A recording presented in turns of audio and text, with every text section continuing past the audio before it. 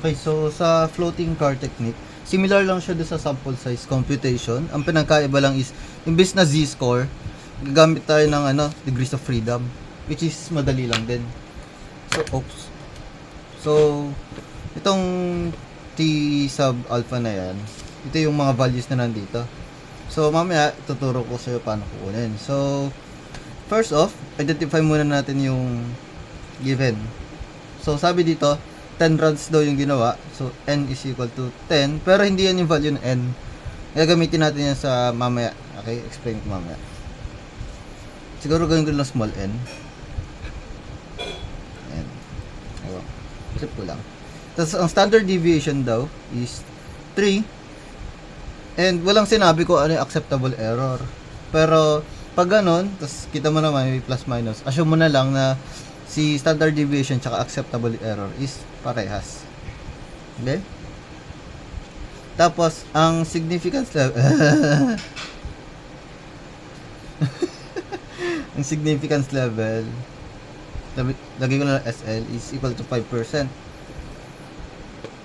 So, ngayon, anong gagawin natin sa 5% na yan? Hanapin natin yung degrees of freedom. So, sulat ko lang DF.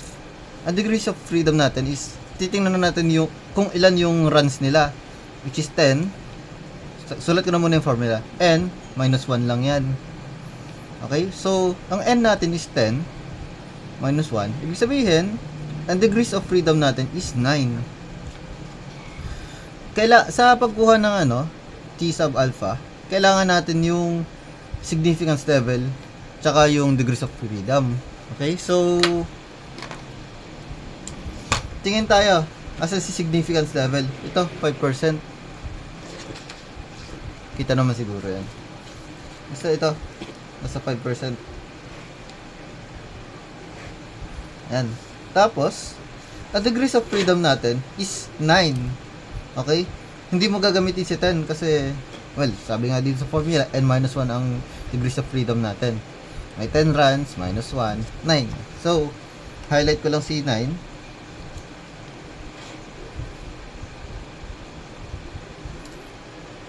Ayan.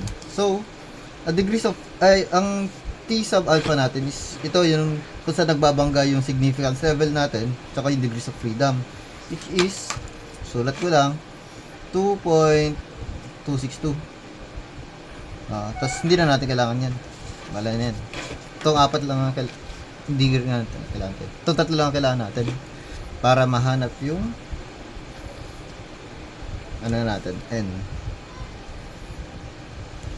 Okay, so N is equal to 2.262 multiplied sa standard deviation natin na 3 multiplied sa acceptable error na 3 din squared. Calculator.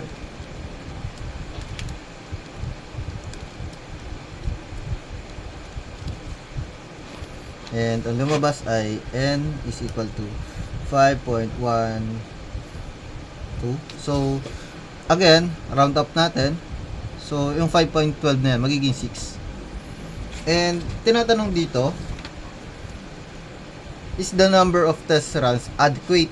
So, ilan ba yung runs na ginawa natin? Di ba 10? Binura ko pa. Basta, 10 lang ang runs na ginawa natin. Which is more than enough dun sa minimum natin na 6. So, ibig sabihin, adequate. Tama yung 10. Okay na yun.